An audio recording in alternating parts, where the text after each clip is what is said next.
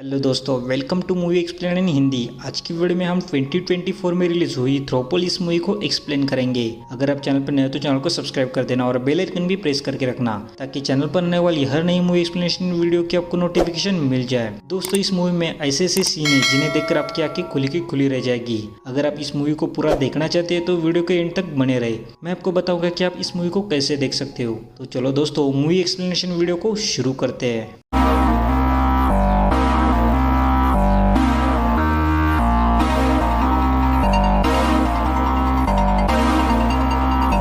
Movie की शुरुआत में हमारे मूवी के मेन कैरेक्टर जो कि दो लड़कियां होती है, उनका नाम यासा और हन्ना को देखते हैं हम।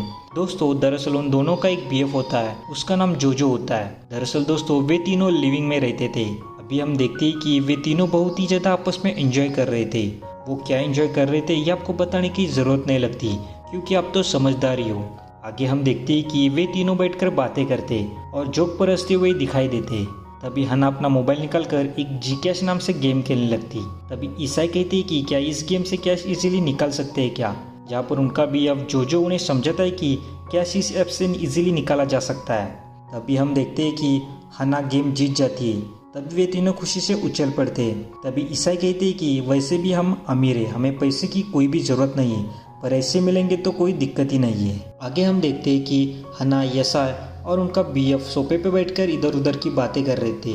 तभी उनका बीएफ उनको कुछ खाने के लिए लाता है। यह देखकर वे दोनों बहुत ही खुश हो जाती है और दोनों मजे करते हुए खाना खा लेते हैं। तभी हम देखते हैं कि हन्ना अपने वॉच में टाइम देखती है और कहती है कि उसे जल्दी अपने घर जाना है, उसको कुछ काम है, ट्रैफिक की ज़्यादा होगा। तभी उसका बीएफ उसे उसके घर एक ड्रॉप करेगा ऐसा कहता है। ऐसे हन्ना को और टाइम रुकने के लिए मनाती है, पर दोस्तों हन्ना कुछ इम्पोर्टेंट काम है ऐसा कहकर उससे मना करती है। और हम देखते हैं कि हन्ना और उनका बीएफ वहाँ से चले जाते हैं। मूवी के अगले सीन में हमें एक शॉकिंग न्यूज़ पता चलती है, जहाँ पर हम देखते हैं कि उनके बीएफ की मौत हो चुकी है। दरअसल दोस्तों, हन्ना और उसका बीएफ जोजो जब घर जा रहे थे तभी उनका एक्सीडेंट हो जाता है। हन्ना तो बच जाती है, पर उनके बीएफ जोजो की मौत हो जाती है। हम देखते हैं कि जोजो की मॉम हन्ना और यसाई को गले लगाकर रो रहे होते हैं। तभी हन्ना उन्हें यह कहती है कि वह उसकी गलती है। तभी जोजो की मॉम यह सिर्फ एक एक्सीडेंट है ऐसा कहती है और वहाँ से चली जाती है।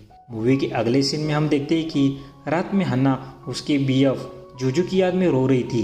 तभी ऐसा उसके पास आती है और उससे कहती है कि उनका बीएफ उन्हें देख रहा होगा और वह उन्हें रोता देखकर बहुत ही ज़्यादा दुखी होगा। वह चाहता है कि वे दोनों हमेशा हंसते रहे और अपनी लाइफ अच्छे से जिए, और वे दोनों लड़कियां आपस में गले मिलते हैं। मूवी के अगले सीन में हम देखते हैं कि हन्ना और ईसाई दोनों एक होटल में बैठे हुए थे। तभी हम देखते हैं कि हन्ना बहुत ही ज़्यादा दुखी होती है, पर ईसाई उसे समझाने की बहुत ही ज़्यादा कोशिश करती है कि हमें लाइफ में आगे बढ़ जाना चाहिए और हमें अपने लाइफ अच्छी से जीनी चाहिए। पर हम देखते हैं कि हन्ना उसकी बात को इग्नोर करती है और उसके ऊपर चिल्लाने लगती है। तभी ईसाई उसको कहती है कि उसके बीएफ का जाना बहुत ही ज़्यादा दुखदाई है, पर हमें अपने लाइफ में आगे बढ़ जाना चाहिए और हमें अपनी लाइफ बहुत ही ज़्यादा एंजॉय करनी चाहिए। तभी हन्ना उसके ऊपर चिल्लाती है और बोलती है कि तुम्हारी प्रॉब्लम क्या है। तो ईसाई को भी उसके ऊपर गुस्सा आता है और वह वहाँ से चली जाती है। मूवी में आगे हम देखते हैं कि हन्ना और ईसाई दोनों सुबह का नाश्ता कर रहे होते हैं। तभी ईसाई हन्ना को कहती है कि हमें अब लाइफ में आगे बढ़ना चाहिए और हमें जो उनका बीएफ था उसकी जगह किसी और को देनी पड़ेगी जो कि हमारा ख्याल रख सके। तभी हन्ना उसे कहते हैं कि जोजो की जगह कोई और नहीं ले सकता।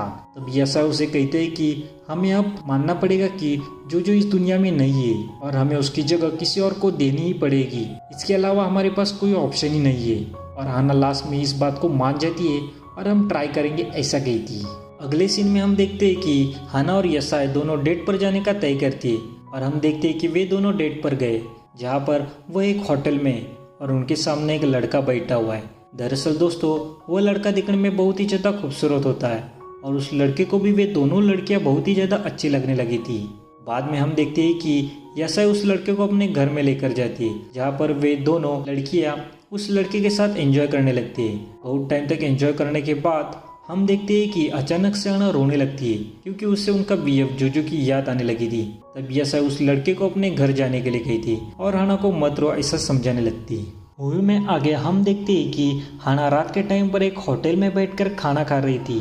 तभी वो होटल में काम कर रही एक लड़की हन्ना के पास आती है और उसको कहती है कि होटल क्लोज हो रहा है। तब हना उसे वहाँ से जा रही ऐसा कहती। तब वह लड़की हना को रोकती है और खाना खाओ ऐसा कहती है। दोस्तों उस लड़की का नाम डाउन होता है। कुछ टाइम बाद हना का खाना खा के हो जाता है। तब वह लड़की जो डाउन उसका नाम है वह होटल बंद करती है और हना के साथ वह दोनों अपने घर के लिए निकलते हैं। तभी हना उससे अपने लाइफ के बारे में बताती है।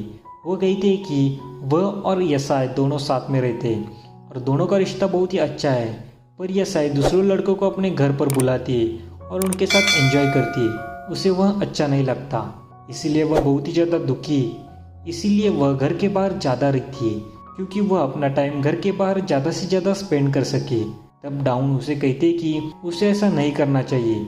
हना उसे कहते कि उसे पता है, बट वह अपने गर्लफ्रेंड को किसी और के साथ नहीं देख सकती। अगले दिन सुबह हम देखते हैं कि यसाई किसी लड़की को अपने घर में लेकर आती है और उसके साथ बहुत ही ज़्यादा एंजॉय करती है। यह देखकर हना उसे कहते है कि क्या तुम उसके साथ शादी करोगी। तभी यसाई उसे कहते है कि क्या तुम जेलस हो रही हो। उस पर हना उसे कहते है कि नहीं, मुझे तुम्हारी फिक्र है। तब यसाई गुस्सा हो जाती है और गुस्से से उसे कहते है कि तुम्हें मेरी फिक्र करने की कोई भी ज़रूरत नहीं है, और वहाँ से गुस्से से चली जाती है। मूवी के अगले सीन में हम देखते हैं कि वह तीनों लड़कियां हना, ईसाई और डाउन तीनों बातें कर रही होती है। तभी ईसाई हना को कहती है कि हमें जो उनका बीएफ था उसका बर्थडे सेलिब्रेट करना चाहिए, क्योंकि आफ्टर डेथ उसका यह पहला बर्थडे है और हमें हमारे अभी करंट के जो गर्लफ्रेंड है उनको भी साथ लेना चाहिए।